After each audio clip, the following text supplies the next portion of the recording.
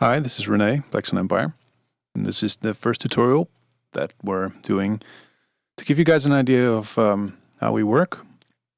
And we're going to start off with the reese baseline. Quite interesting. Now we're going to start off with the surge. I don't know if you guys know this. This is not the most famous plugin like Massive. That probably is the most famous. But it's interesting. It's fairly simple. And to be honest, all of these kind of plugins are sort of similar. So you have your oscillators right here and settings for oscillators. You have your mixers right here and filter 1, filter 2 here, envelopes down there. And you got your modulation here with LFOs. You can control pretty much everything in the plugin with those. And here we have the routing, of course, and some stuff like polyphony control, and effects which we don't use. So let's start off with, that's what it normally does, just a simple saw waveform. And we're going to use that one. We're just going to click retrigger, so we make sure that it starts at that point every time we play it. And we're going to give it some unison, just to fatten it up a little bit. So that's more voices. And the second oscillator is going to do pretty much the same thing. Saw waveform, retrigger, but we're going to have it an octave down. Make sure it's on. All right, here we go. So that's just to add some fat to it. And of course, we're going to add some sine wave to it because that's good for bass. So if we solo that, that's pretty low. So that's the basic building block that we're going to use for this synth, for this bass. We're going to turn down the mixer a little bit, but we're going to crank up the wave shaper. So we're going to give it some decibels over here. Now that's more like it. So it's better to take it down before you crank it up because you get a better sound that way. If you keep everything in +10, then it's going to be horrible. Anyway, the cutoff filter, we're just going to have a standard low pass, and we're going to have a little bit of LFO to it, not too much. There we go.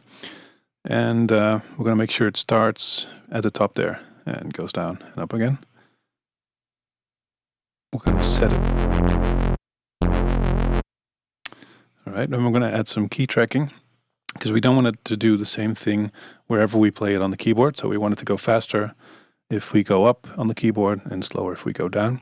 So it's sort of to pretend that you're actually playing a sample, which is how the reese started. So we're sort of pretending that we are doing that.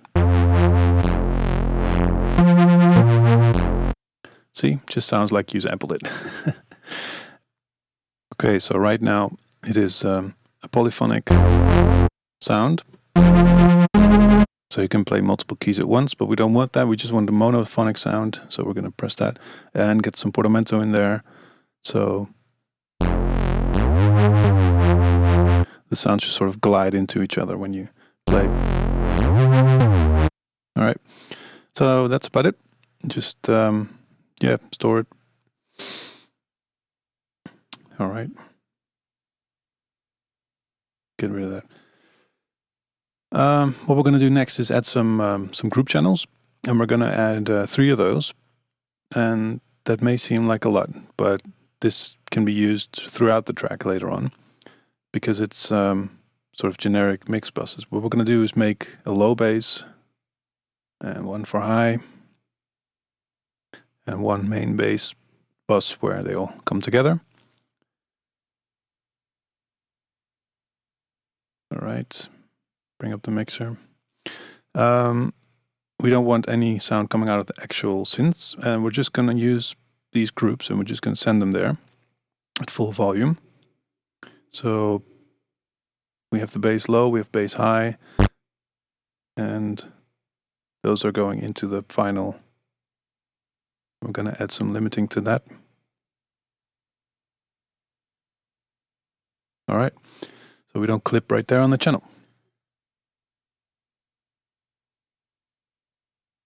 And we're going to mute that low end of it now because we're going to focus on the high part. And we're going to make that first, but we're actually going to just keep the low end in there. And we're going to cut that off later. So bring up the guitar rig, good and old faithful, and get some compression, some distortion in there. And we're going to get rid of the cabinets because we're not trying to fool anyone into thinking that we're actually miking some stuff up. So already this should be pretty loud. Make sure it's stereo going in because this is just going to be the high part of the reese, so we can make it as stereo as we want. And we don't have to pretend that it's all monophonic bass and, this is just going to be wide. So what else are we going to put in there? Probably just some EQ.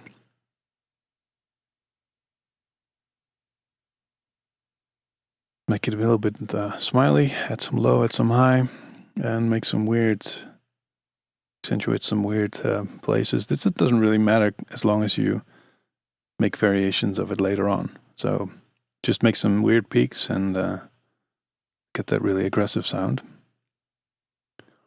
What am I doing?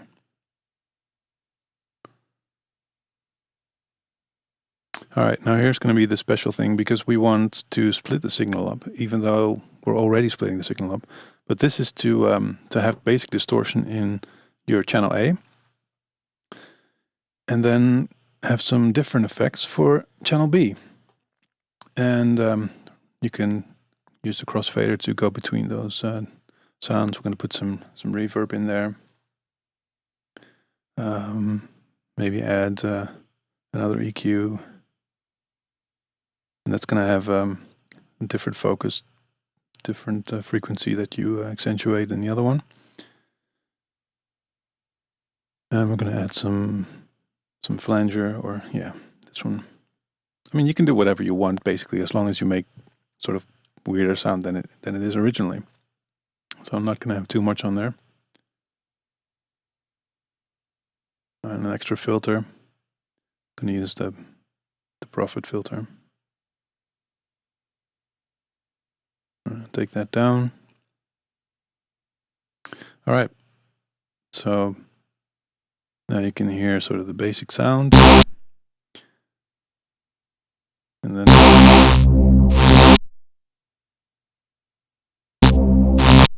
all right. And now we're going to add a way to control, to automate, because you can automate later on in Cubase, but we're going to make it slightly more interesting now, sort of more moving. I'm going to add an LFO to it. And we're going to assign the LFO to the crossfader. So you can see it doesn't go down because it's already on the most downward position, but we're going to actually start it from here, so it can only go up, or in this case only go from A to B.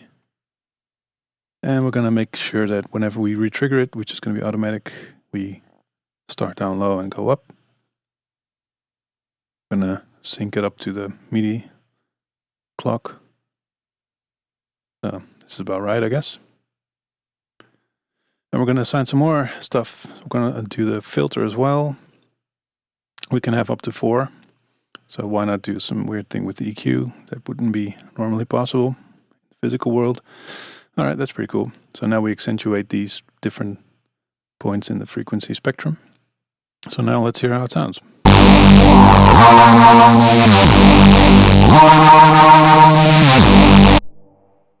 Pretty cool. Gonna add some more drive to it. Another favorite Native Instruments driver. I think that's free for registered users, but it sounds really good. Doesn't really. I'm just gonna boost it a little bit. Yeah, just to add a little more. All right. I'm gonna add some more EQ. Give it some. Even though it's already pretty high, we're gonna add a little bit more, so we can take it down later. Sounds stupid, but that's the way we always work. And gonna, of course, take the low end of the frequencies out, just about 500 or lower, no, about 300. And then do the same thing for the low bass. Of course, it's going to be the exact opposite of that. Just they can cross over a little bit more. All right. So now we have it's a sub end of it. That's pretty boring and low in volume right now, so we're gonna crank that as well. And for that, we usually use the what's it called, trash, right here, and get rid of all these other things. Just want the distortion of it. Add some clip control to it, and about 6-7 dBs. So no matter what you play, you're always going to have enough bass. So let's see what we have.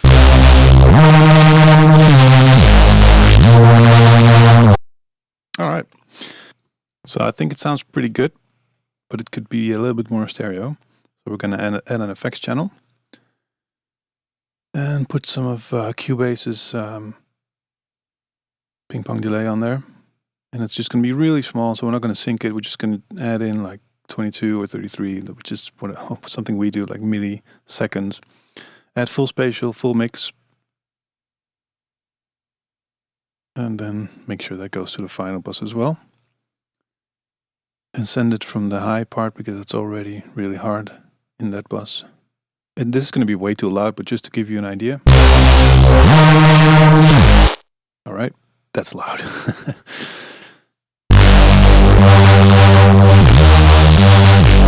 Yeah, just to give it that little bit of more space in the mix. And of course, the good way of doing it this way is you can have your low end separated. So if you wanted to sidechain it with like a heavy kick, you can just add a compressor and just do it that way. So you only sidechain the low part of the bass, and the high part will be still intact whenever the kick kicks in. So that's a good way of doing it like this, and it makes sure you. It's a good way to make sure that you can have a clean mix, even though it's pretty filthy. All right, so on the main bus, we can also add another filter. And of course, because everything is coming together,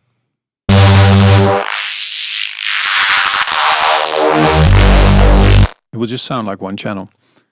And you can, of course, render this up and throw everything away. But yeah, we just like to keep this live for as long as we can.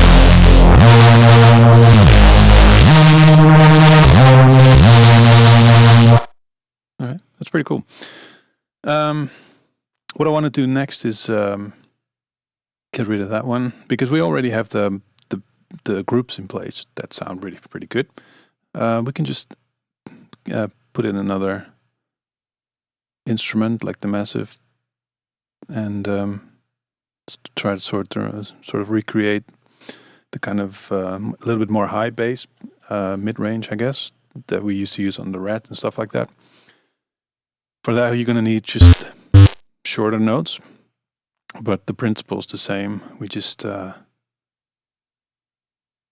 I'm sure you're all familiar with this one, so I'm not going to explain this instrument, but just make sure everything goes to the first filter before you complicate things. Put the envelope on the cutoff, and also make it responsive to where you play it on the keyboard, so it doesn't open up as much on the high end, which is what you want in this case. We're just going to have two oscillators right here. Send it both to the first filter. And we're going to put a little bit of unison on there. Make sure it's monophonic. And give it a little bit of glide. And we can also make sure that it's a little bit stereo, because it's not going to be the bass low, so it's going to be a little bit more stereo and a little bit more high. Still a bit long, so shorten that up a little bit. Of course, normally you can spend days doing this. I'm going to try to be a little bit quicker than that. And still go.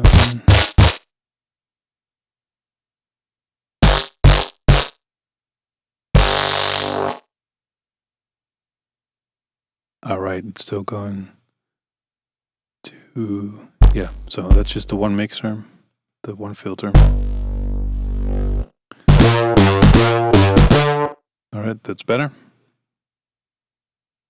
All right, make sure everything is like really short and percussive in this kind of stuff.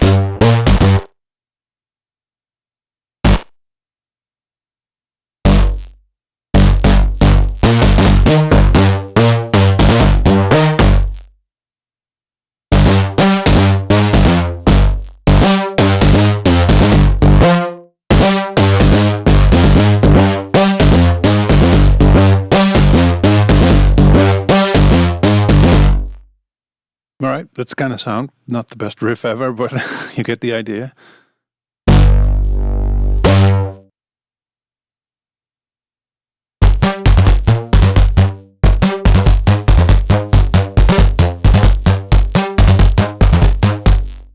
Sounds pretty interesting.